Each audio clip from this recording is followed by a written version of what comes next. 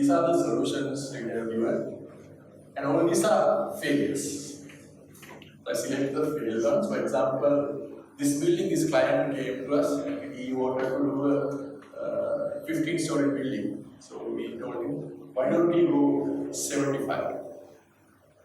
And he just did the foundations and he's stopped. This client also came to do 40-story building. We told him, why don't we do 85? This innocent client, he wanted to do 20 apartment units for 20 friends.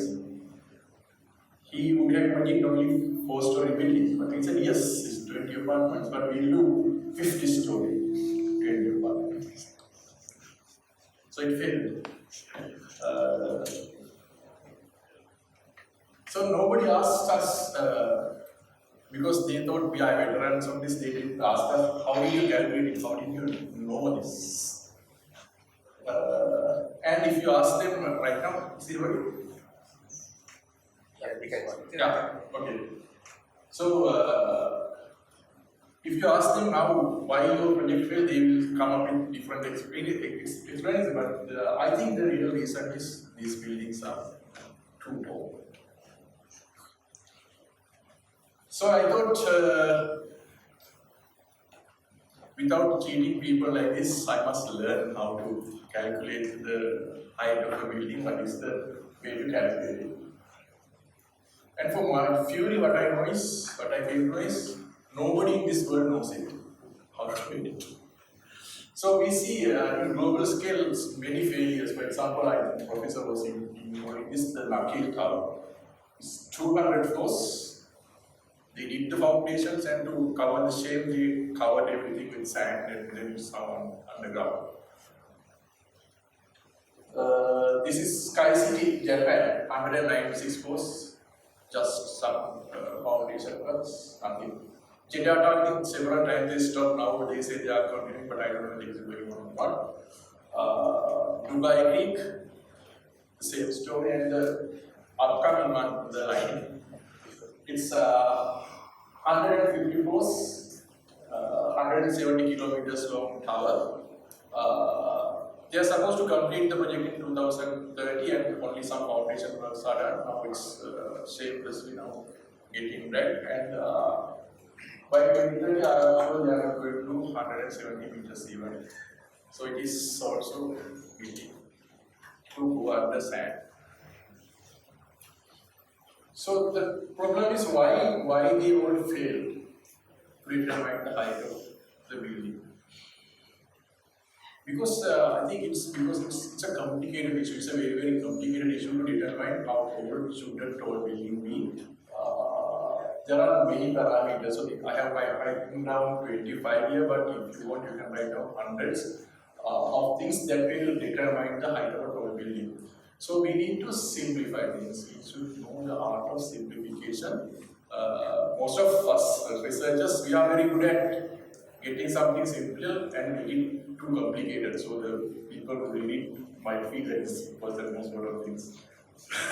So we should bring it backwards, and we should learn the art of simplification. So I think that's the most important thing I'm going to talk to you today about.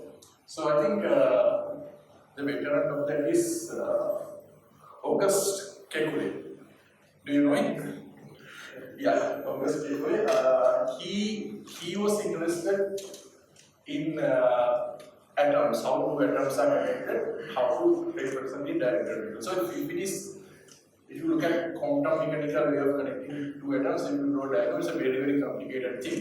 But even in classical physics, it is complicated enough. So this is two hydrogen atoms, this is how it is. If you represent it, it is going to be something like this.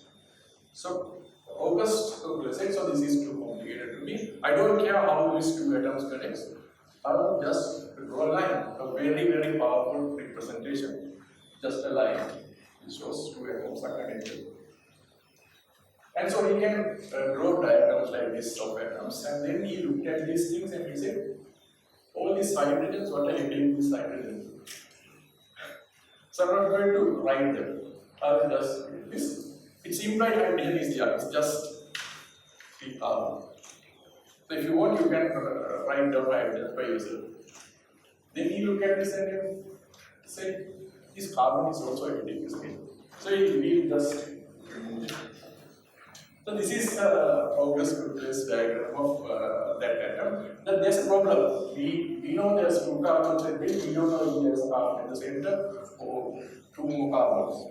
So he said, I'm not going to draw straight lines, we'll angle it out. So we can see there's a carbon there. So that's the power of representation, power of simplification of things. And with that simplification, I think you all know, he drew this diagram, the benzene, he was the one who found that. And because of that simplified system, aspirin, paracetamol, how these atoms works and everything, we can do.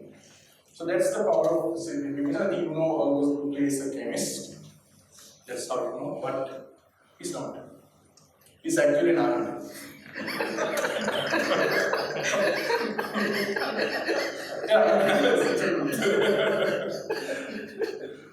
Okay, so I will also try to play cool a little bit and simplify this complicated issue of tall buildings we face.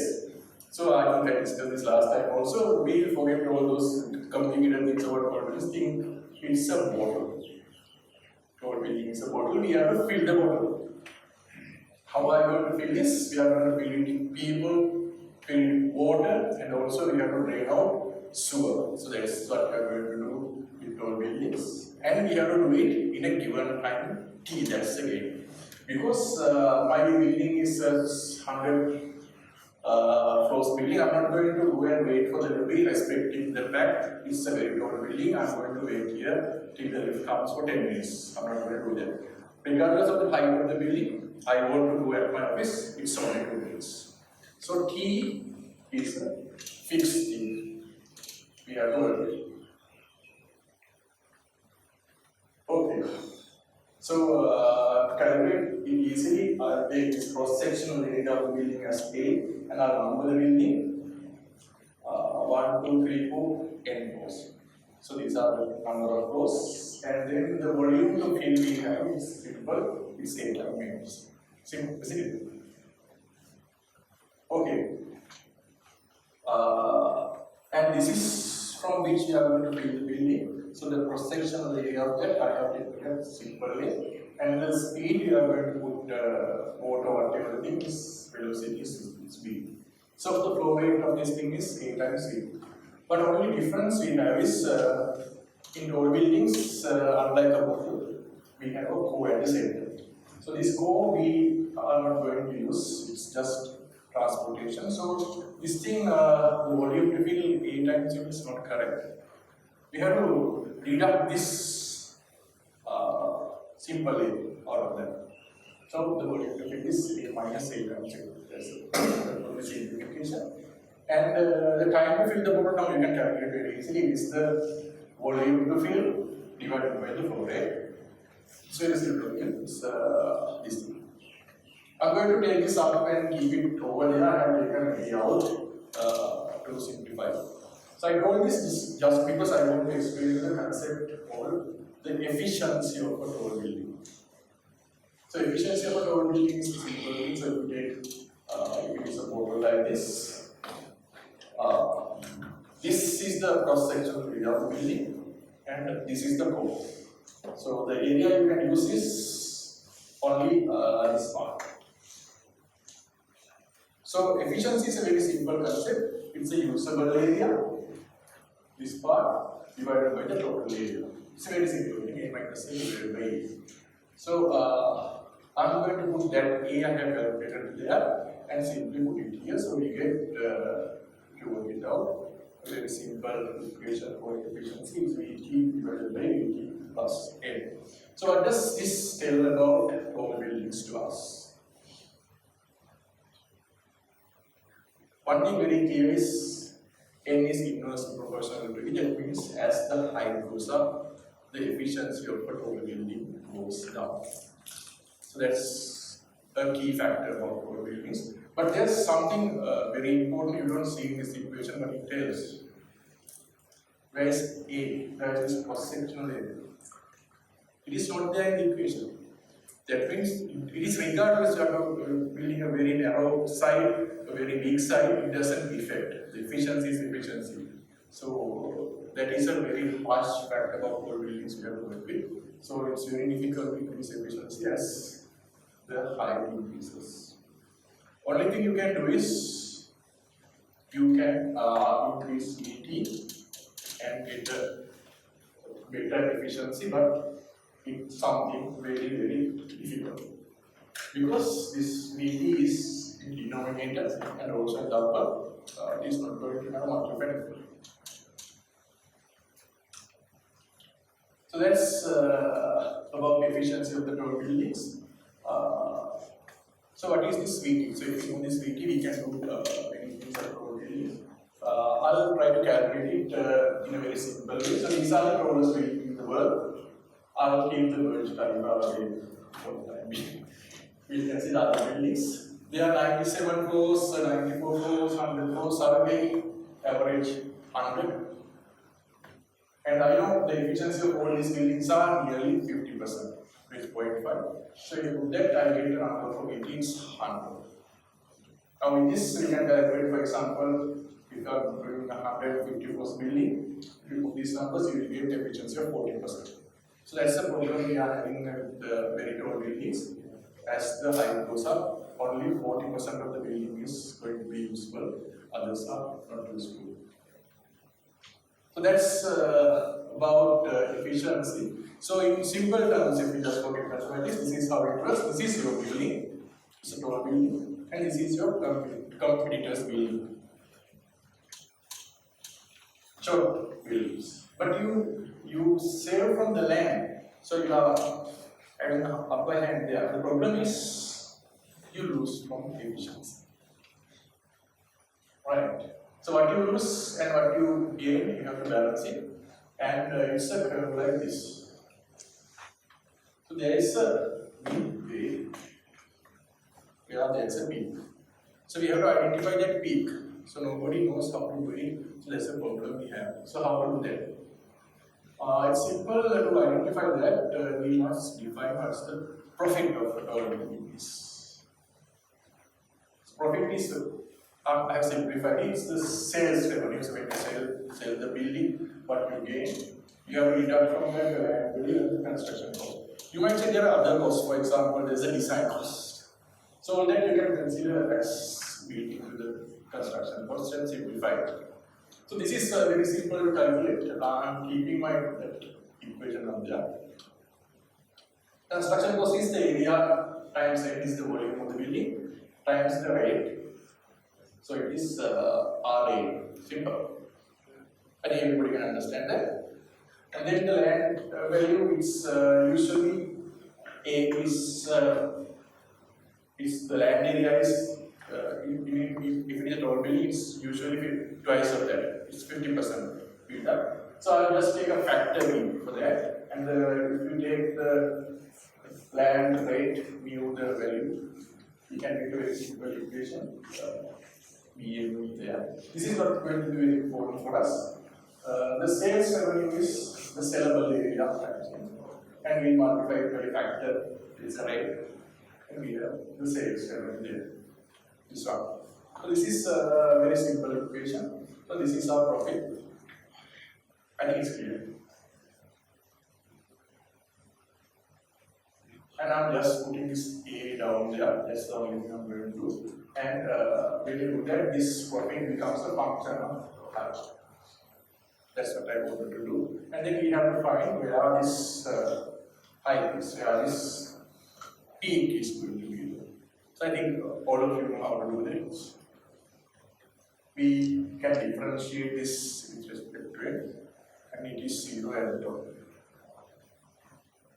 So how to do this? It's simple. We take this, we differentiate it. This part, that's not that. It goes away.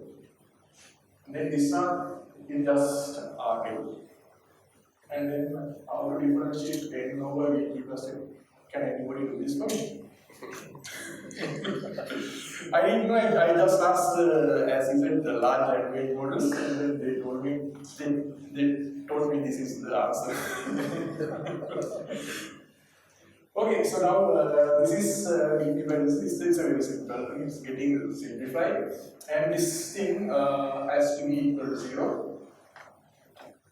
Here you can see A once again goes off. It's very simple. We are getting a term VT square divided by this thing square. So if you just simplify it, we get VT over VT plus this R over sigma. I have taken the positive value only because this N is a positive thing and this is some positive. So we just simplify this. I'll take the N out. N is VT plus this simple thing. So it's a very simple, nice equation. N is the optimum number of flows we have to construct, and sigma is the target selling price. We can read it. You can ask the marketeers and everybody to do research. You can find what is the target selling price for the building. And R is the construction cost, including all other costs, legal costs, design costs. And with reference to similar projects, we can find that. And VT also is almost similar in this construction cost. If you refer to similar kind of buildings, you can calculate it. It's not 100 as I said, some other thing. And it depends on the type of the building and a little bit about the height of the building. So it's possible to calculate. Why this is so important? Why I am bringing this here? To answer that, we must think why we need tall buildings in the first place. Why we all can't live like this? Why we need tall buildings in the first place? The answer is yes. We don't need these tall buildings. We can live like that. But that is unreducible, not today. Today, there's no way of doing that, and that is why I'm saying that is, I think you know this. 100 years ago, the world population was only 2 billion. That's the right size of people to live like that in this kind of a planet. And today we have 8 billion, and it is going to be 11 billion people by 2100. So 11 billion people have to share this small planet, and it is not going to be successful unless we go for our building. So it is going to be a climate crisis if we let it happen. So the good news is mega cities of the world are now at a tremendous growth, and these are some numbers. And billions of people in the world are now moving into cities. And by doing so, these people knowing are contributing to make our world a more sustainable place. So these are world urban population. 1980s we had only 1 billion, and 2015 we have 3 billion, and by 2050 we are going to have 6 billion people living in cities. It's doubling the global urban population in a very short period of time. So we need cities for 3 billion people by 2050, and it's doubling of global urban population. And few people realize that this is the biggest force. The biggest force actually on Earth today. All these bright dots here is a city, and in 15 to 20 years time, this satellite image is going to glow twice brightness. And we have to get this right.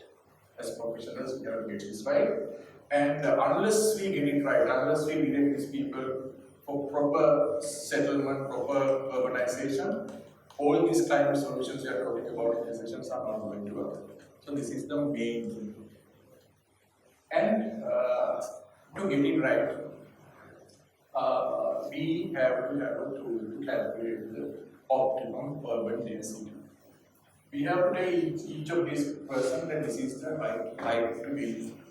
Unless we do that, we can't get the proper urban density. To do that, we need a tool. So this tool I am talking about, it can be completely wrong. It can be my imagination. But the world needs such a tool, and it's the duty of CTBUH and researchers like you to develop something like that. So there's a huge gap to look at. That's it. Thank you.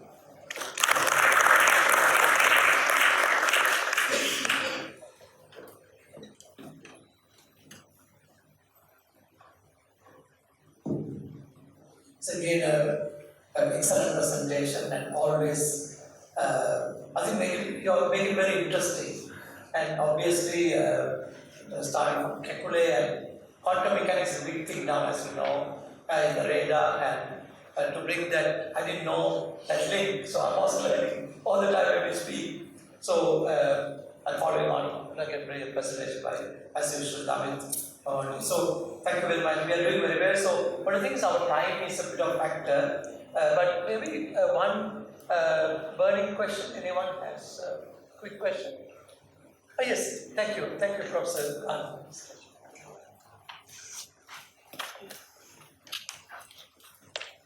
Hi there. So a quick question. Very interesting talk, but really enjoyed it. I think there's loads of other factors that might affect what's a good height for a building, including the carbon needed to create it, etc. But my question is about your equation. So I was staying in a hotel in Hong Kong the other day, and they put me on one of the top stories, and they said this is the best, it's the most expensive, it's got the best view. Does that mean your selling rate ought to be a function of the height of the building?